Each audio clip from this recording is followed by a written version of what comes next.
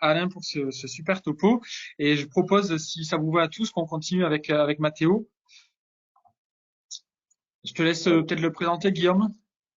Matteo est donc chirurgien aux Hospices civils de Lyon. Il est responsable de tout ce qui est assistance courte et longue durée, de la transplantation et de l'assistance. Vous voyez mon écran? On voit très bien, oui. C'est parfait. Bonjour à toutes et à tous. Je tiens tout d'abord à remercier Guillaume et Clément de m'avoir invité aujourd'hui pour cette session du RECATRA dédiée à l'ECMO. Le sujet de mon exposé porte sur l'ECMO en milieu extra-hospitalier, mais comme vous le verrez, je vais développer un peu notre MAC lyonnaise qu'on a complètement restructurée depuis janvier 2017. Je n'ai aucun conflit d'intérêt à déclarer en lien avec cet exposé. L'ECMO, qu'il soit véno-artérielle ou véno-veineuse, a connu une croissance exponentielle pendant les dernières années. Et effectivement, quand on regarde le registre ELSO, 2/3 des ECMO recensés dans la base de données ont été implantés pendant la dernière décennie. Cette croissance exponentielle nous a permis d'améliorer nos connaissances en termes de sélection des patients pour la pose des ECMO, techniques de mise en place et gestion des patients sous ECMO en réanimation. Mais quels ont été les résultats de ces connaissances? Eh bien, si on se concentre par exemple sur l'ECMO véno-artérielle, les dernières guidelines de l'ESC parues en 2021 sur la prise en charge de l'insuffisance cardiaque aiguë et chronique donnent une indication de classe 2A à l'ECMO aux assistances circulatoires mécaniques temporaires et donc à l'ECMO étant l'assistance temporaire la plus utilisée dans la prise en charge de choc cardiogénique réfractaire. Et il ne faut pas oublier non plus, par exemple, qu'aujourd'hui, l'ECMO véno-artérielle peut être considéré comme une solution thérapeutique de sauvetage pour l'arrêt cardiaque réfractaire pour lequel la réanimation cardiopulmonaire classique s'est avérée inefficace dans des centres qui ont l'expertise et les moyens pour déployer efficacement cette solution thérapeutique. Bien que l'ECMO ait connu une croissance exponentielle au fil du temps, il ne faut pas oublier non plus qu'il s'agit d'une technique qui nécessite une prise en charge complexe et multidisciplinaire. Et donc, il s'agit d'une technique qui n'est pas envisageable et réalisable dans tous les centres hospitaliers.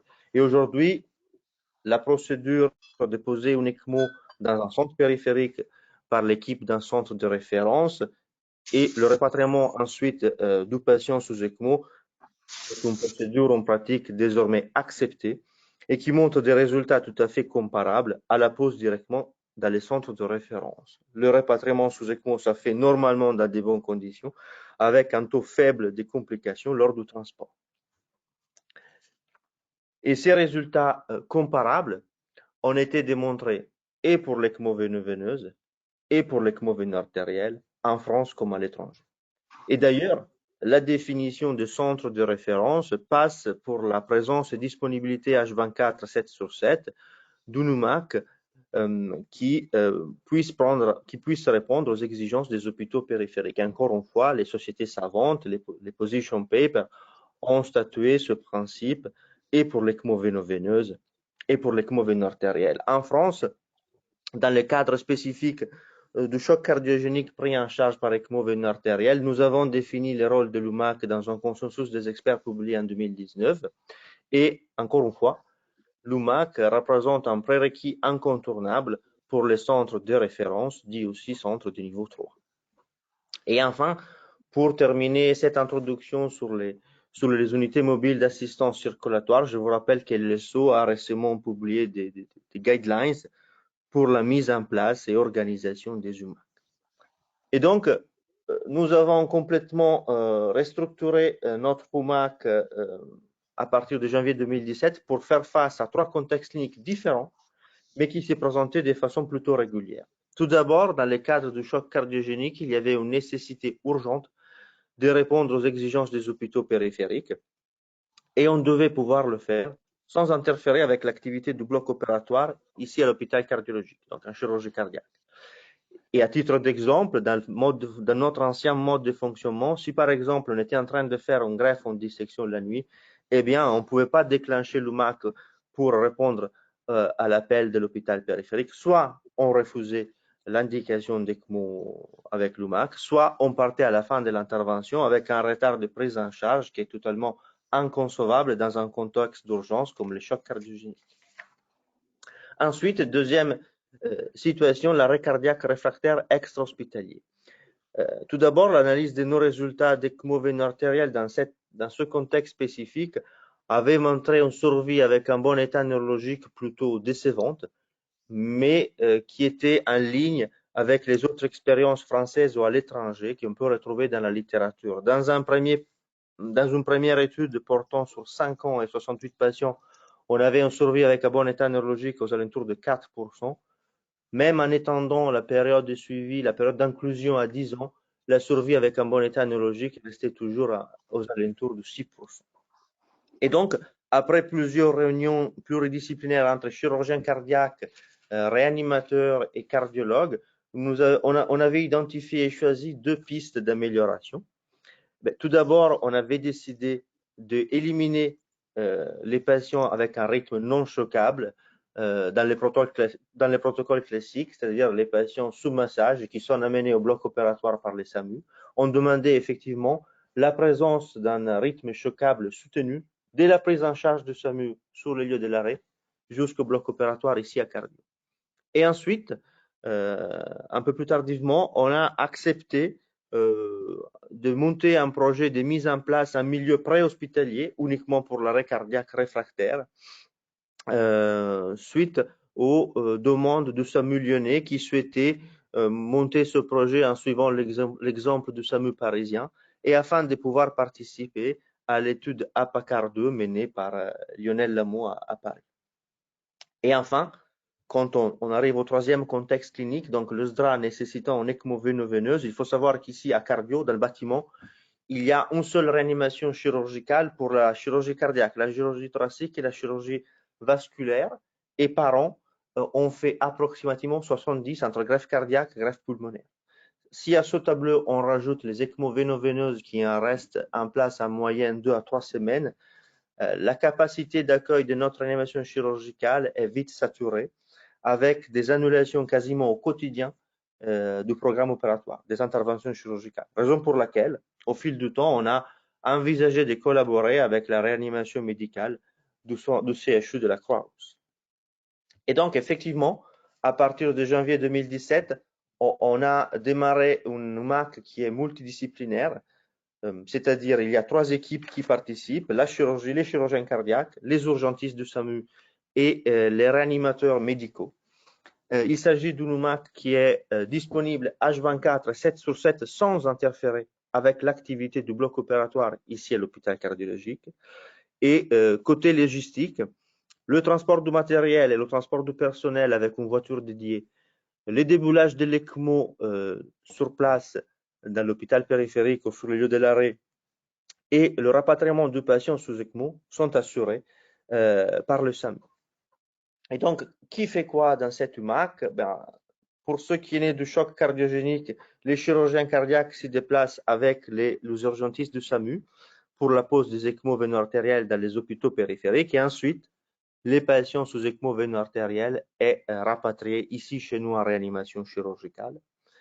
Pour l'arrêt cardiaque réfractaire extra-hospitalier, nous les chirurgiens, on a passé 18 mois avant 2017 pour former 4 urgentistes du SAMU à la pose des ECMO veino-artériels par voie chirurgicale directement sur le lieu de l'arrêt. Au démarrage de l'expérience, nous les chirurgiens, on a participé aux premières 10-15 pauses en milieu préhospitalier et aujourd'hui, 5 urgentistes du SAMU sont complètement autonomes à la pose des ECMO veino-artériels en milieu préhospitalier pour les arrêts cardiaques réfractaires. Toujours en restant dans un esprit multidisciplinaire, notre équipe de chirurgie cardiaque offre toujours un backup chirurgical en cas de problème. Par exemple, c'est arrivé une fois qu'ils n'ont pas pu poser la réperfusion du membre inférieur après la pose d'ECMO. On a tout simplement rapatrié les patients sous ECMO ici chez nous et calmement en réanimation, on a implanté aisément la réanimation pour la perfusion du membre inférieur. Et enfin, pour les ECMO véno-veineuses, il y a un réanimateur médical qui se déplace avec l'urgentiste du SAMU, les patients sous ECMO véno-veineuse et ensuite rapatriés en réanimation médicale à l'hôpital de la Croix-Rousse. Depuis janvier 2017 jusqu'au 30 novembre 2022, on a implanté 148 ECMO grâce à cette UMAC, dont 39 pour choc cardiogénique, 57 pour arrêt cardiaque réfractaire et 52 pour SDRA. Comme vous pouvez voir, dans le cas du choc cardiogénique, la survie globale, y compris le recours à la greffe et aux assistances circulatoires de longue durée, est tout à fait comparable aux résultats qu'on a pour la pose directement ici à l'hôpital cardiologique.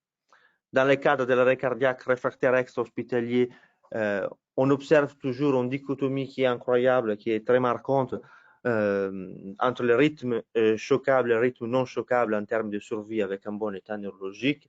Et pour ceux qui est enfant de l'ECMO véno-veineuse, on a encore une survie qui est légèrement inférieure à ce qu'on peut retrouver dans la littérature, dans ce contexte spécifique.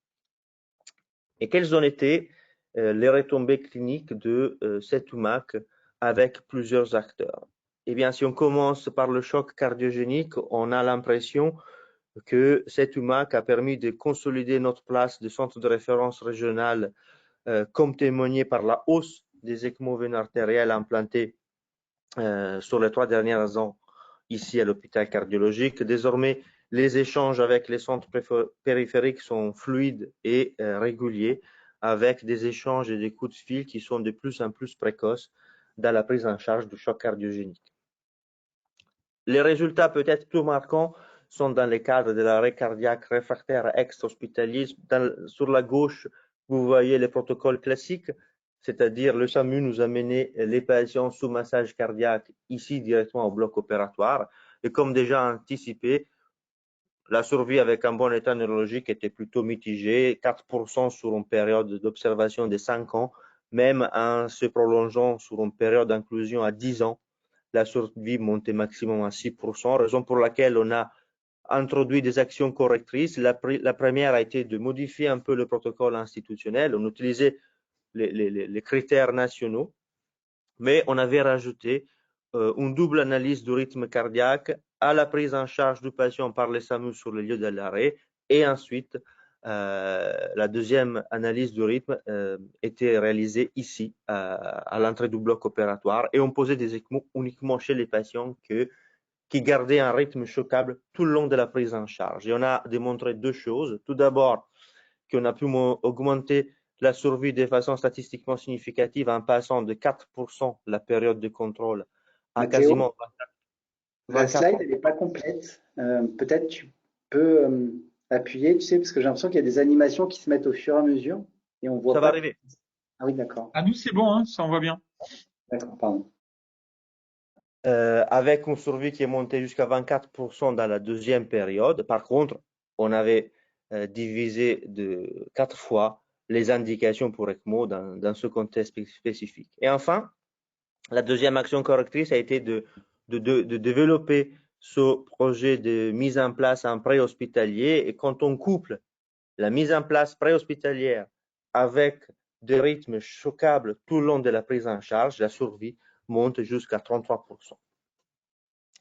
Et enfin, quand on regarde les ECMO véno-veineuses, eh bien, l'UMAC nous a aussi rendu service lors de la crise sanitaire en lien avec l'épidémie du Covid, en nous permettant de répondre aux exigences des hôpitaux périphériques. Ici, vous voyez l'étude EURECMO Covid menée par l'EURELSO, et 35% des ECMO véno-veineuses pour Covid ont été implantés grâce à cette UMAC. Pour terminer, je dirais qu'une UMAC multidisciplinaire est envisageable et est faisable. Nous l'avons construit comme ça parce qu'on devait répondre à des exigences, surtout des problèmes logistiques qu'on avait ici à l'hôpital cardiologique. Si d'autres CHU n'ont pas les mêmes problèmes qu'ici, je pense qu'une UMAC multidisciplinaire n'est pas vraiment nécessaire. Par contre, si on envisage de réaliser une UMAC multidisciplinaire telle qu'on l'a fait ici à Lyon, le respect des compétences et surtout le respect des tâches est un prérequis incontournable afin que cette UMAC puisse fonctionner de façon correcte avec une bonne entente entre les équipes. Et moi, je vous remercie beaucoup de votre attention. Un grand merci, Mathéo, pour ce super topo. Je t'ai coupé, pardon, Guillaume, vas-y. Non, bah, je voulais féliciter Mathéo. Je trouve que vraiment ce qui est vraiment très intéressant dans cette présentation, c'est de voir comment on part et comment on évolue dans la réflexion autour de l'UMAC pour l'adapter à un problème qui est vraiment pragmatique. Tu l'as dit, un problème de moyens au niveau local, etc. Comment développer et puis d'arriver à une un meilleur cible des patients éligibles, meilleure précision sur quels sont les patients éligibles et comment la mettre en place de façon la plus efficace possible pour, à terme, et je pense que ce qui est important, c'est quand même de rapatrier ces patients. Je pense que c'est un des messages importants vers les centres tertiaires puisque l'implantation n'est qu'une partie de la prise en charge et qu'après, il faut leur proposer quelque chose. Et ça, je pense que c'est quand même plus simple dans un centre tertiaire. Mais ce qui est intéressant, c'est de voir en effet le cheminement. Bravo pour avoir réussi. À Toulouse, pour ma part, j'ai essayé. J'ai pas réussi à faire ça, mais j'étais le cardiologue réanimateur et pas le chirurgien.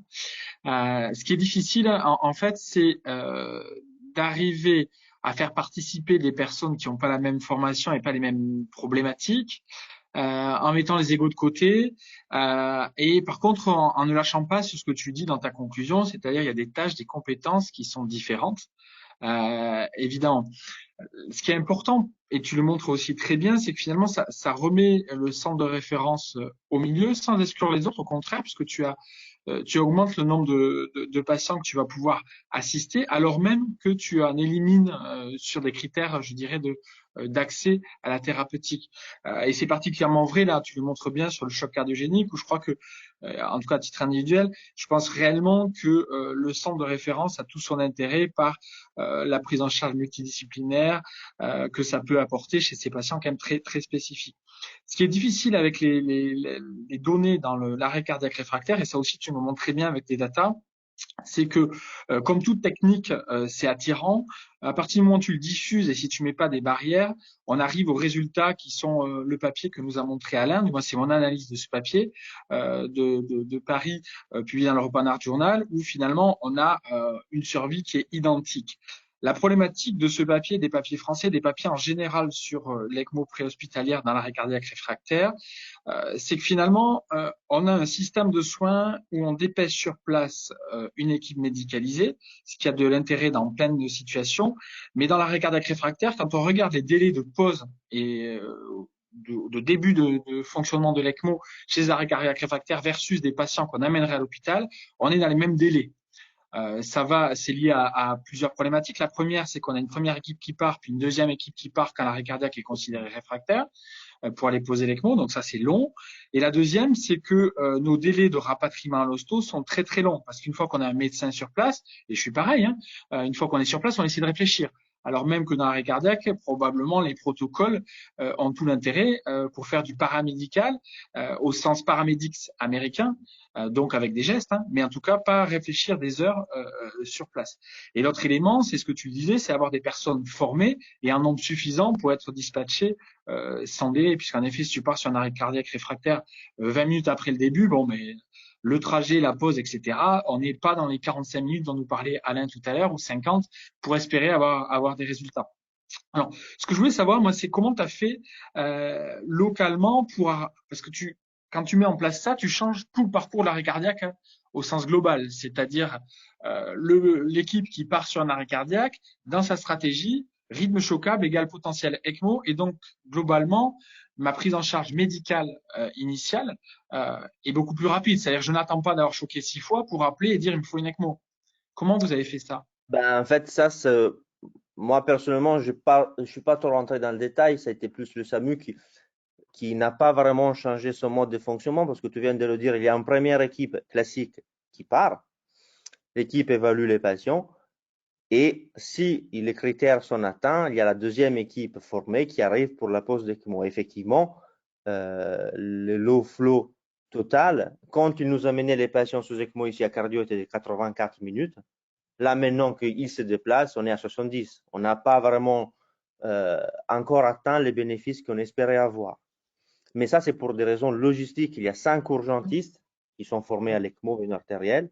Pour les former, ça prend du temps. Pour former la première fournée des 3 à l'époque, ça nous a pris 18 mois parce qu'il ne faut pas oublier que c'est des docteurs qui n'ont jamais pris un bistouri en main. Et donc, il faut du temps. Et on ne voulait pas les lancer dans des implantations sauvages avec les conséquences et les complications que l'on connaît bien.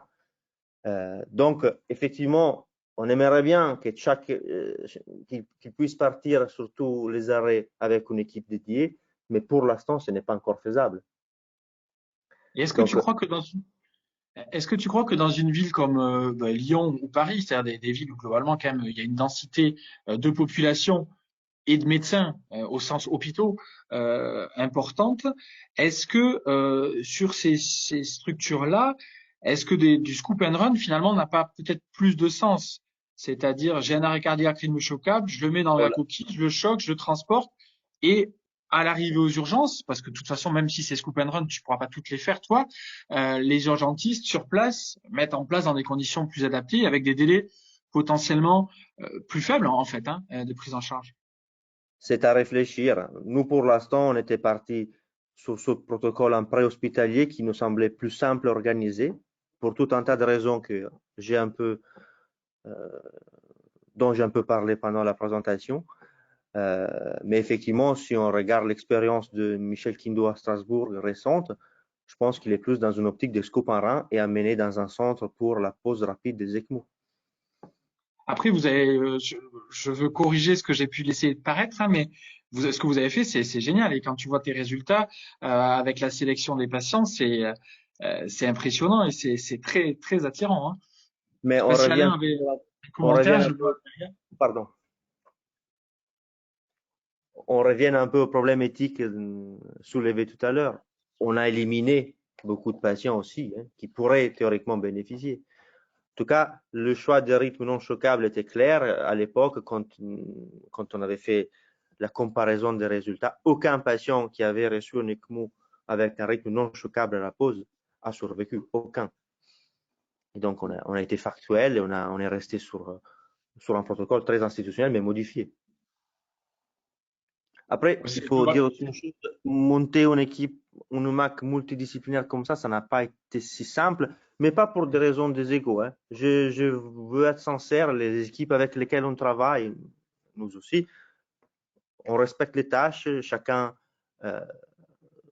part poser l'ECMO si c'est la bonne indication pour lui. Nous, on ne part pas poser les ECMO pour des arrêts cardiaques. Ce n'est pas un chirurgien cardiaque de faire ça, on n'a pas la logistique, les moyens pour le faire. Et le SAMU, vice-versa, ne va pas poser un ECMO pour choc cardiogénique à Bourgoin-Jallieu. C'est deux choses complètement différentes. Mais c'était surtout au départ la crainte qu'on avait de perdre le recrutement des patients. Et finalement, en partageant avec les autres, on a augmenté notre activité, chose qui était inattendue au départ. Ça, c'est très intéressant parce que c'est un grand débat dans plusieurs centres, pas qu'à Toulouse. Justement, cet éparpillement apparent des tâches et la crainte en effet que ça s'effondre, alors qu'au final, l'activité, tu le montres bien, augmente au contraire, quoi. Et après, Alain, vous avez quoi comme expérience, vous, sur l'arrêt cardiaque pré-hospitalier? L'arrêt cardiaque pré-hospitalier, comme tu sais, à Paris, c'est le SAMU qui a un programme pour ça. Alors, moi, ce que je dis toujours, ça donne de très belles images dans les médias, même sur CNN, d'ECMO au Louvre ou dans le supermarché, etc. Le problème, c'est pas tant la faisabilité, c'est faisable. Le problème après, c'est un problème de coût et de mise en œuvre. Ça nécessite la mise en œuvre de moyens extraordinaires et je pense que à la date d'aujourd'hui, il y a peut-être d'autres endroits où on peut mettre en place ce type de moyens. C'est plus sur une grande ville comme Paris où il y a un maillage extrêmement serré de casernes de pompiers qui sont les premiers sur site en fait en quelques minutes. Je crois que c'est 6-7 minutes grand max sur Paris Intramuros. Donc l'arrivée des pompiers. Et pour l'instant, les pompiers n'ont pas le droit de déplacer le malade. Ils sont obligés d'attendre le SAMU qui en moyenne arrive un quart d'heure, 20 minutes après. Donc voilà quoi. Et c'est là que le temps est perdu. Sur des rythmes choquables et on n'a pas besoin de pompiers médicalisés, hein, ça pourrait être régulé ça maintenant avec de la visio sur un malade qui manifestement est encore à peu près jeune, pas trop pourri entre guillemets, avec un rythme choquable où les 3 premiers chocs sont infructueux. Je pense que ces malades-là, ça serait aux pompiers, enfin aux pompiers, aux paramédics hein, à l'anglo-saxonne, de les mettre sous planche à masser ou éventuellement sous massage standard et de les amener le plus vite possible dans un centre où on peut développer cette stratégie. Alors, c'est ça qui pour moi est le plus raisonnable. Mais bon, il y a des conflits derrière politiques hein, entre les différents acteurs. Hein. Il suffit de lire les médias pour voir les conflits entre le SAMU et les pompiers. Les pompiers ont obtenu cet été, les non médicalisés, de pouvoir donner du paracétamol. Ils n'avaient pas le droit encore jusqu'à récemment. Hein. Donc voilà. Mais pour l'arrêt cardiaque extra-hospitalier réfractaire, il faut, si on veut faire progresser les choses, sur le registre de la mort subite, là, c'est quasiment 2 heures hein, de low flow. C'est pas la peine de faire de l'ECMO dans ces cas-là. On sait très bien que c'est 100% de mortalité ou 95. C'est exactement ça le débat à chaque fois sur le timing. C'est ce qui rend les résultats difficilement analysables. C'est pour ça qu'après, quand on a les résultats comme vous le faites à Lyon, où là c'est plus clair, vous avez des vrais résultats parce que vous avez sélectionné les malades, même si, comme tu dis, vous n'avez pas une baisse drastique, mais quand même une baisse de 10 minutes, c'est pas négligeable. Sur le délai entre l'arrêt et le début de l'ECMO, on peut gagner probablement sur les délais initiaux, sur la sélection. Pourquoi pas par visio, c'est pas bête. Hein. Après, même sans visio, sur un patient jeune, on pose un DSA, il choque. Potentiellement, hein, on pourrait gagner peut-être un peu de temps. Guillaume, je te laisse peut-être le mot de la fin. Non, ouais, je vais remercier nos 2 orateurs pour une session ECMO qui était vraiment, je pense, très intéressante, qui peut aussi aider, je pense, de futures organisations, des futures stratégies dans certains services, nous remettre à jour en tout cas sur ces pratiques. Ce qui est intéressant, c'est de voir que ça bouge beaucoup en France sur cette thématique et que effectivement c'est porteur et qu'on prend de mieux en mieux en charge ces patients-là. Donc voilà, encore merci à tous et puis on se retrouve normalement dans 2 semaines pour une présentation autour des, si je dis pas de bêtises, je crois que ce sera les soins palliatifs. Donc voilà, qui se rentre bien aussi avec l'ECMO, hein, puisqu'il y a une forte mortalité. Mais voilà, les soins palliatifs en cardiologie, en insuffisance cardiaque avancée. Merci encore. Merci à tous. Hein. Bonne journée. Merci. Au revoir. Merci. Au revoir.